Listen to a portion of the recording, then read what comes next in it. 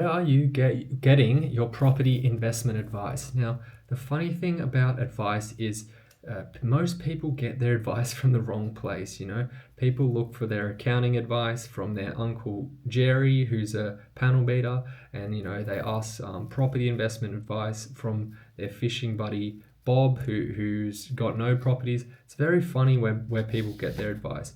Now, if you're looking to become good at anything to the point where you're successful by anyone's standards, you're going to have to look at who is good at what you're trying to be successful at and follow their advice. Now, there's a lot of people giving plenty of advice here in Australia about property investing, but if you actually look under the bonnet and check what's going on with their property portfolio, there really isn't much there, okay?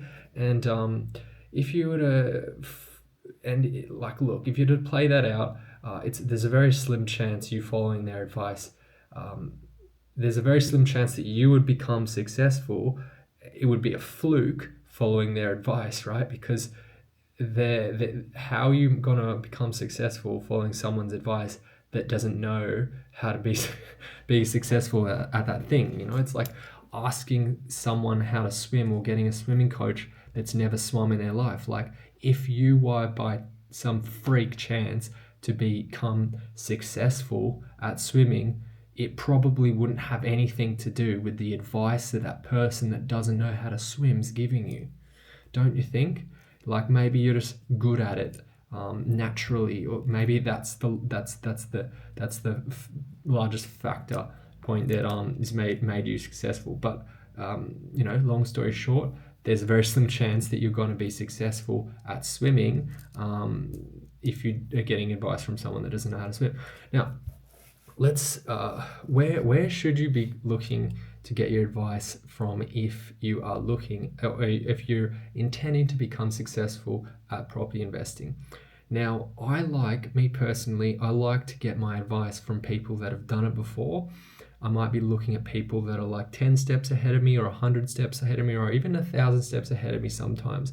And you've got to remember, when you're getting advice from people that are 1,000 steps ahead of you, what they are saying might not be relevant for you, but I guess the principles that they think through probably are. Okay? For example, if you find someone, and it might be just a mentor, it might just be someone online, like YouTube, like Robert Kiyosaki, or someone that has 5 or 6 or thousands of properties, however many he has, he might say something like, invest in cash flow positive properties, invest below replacement cost, or buy properties with upside for capital growth.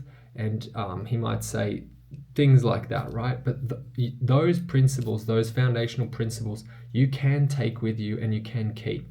But again, I would, for the situation, if you're at the very start of your journey and you're watching Robert Kiyosaki, yes, you can take the foundational principles, but then you have to go back and probably find somewhere that's a little bit closer to where you are, so they can tell you a more relevant way to get from like step 1 to step 10. Okay? Because Robert Kiyosaki, however old he is, 70 or 80, the way he did it, got from his position of step 1 to 10, may be very different from what you are going to need to do to do the same thing, right? Yes, in principle, it is the same, and but it's good to have people that are at different levels, so you can relate to them. Okay, and just to be clear, the point is, if you're trying to be successful at something,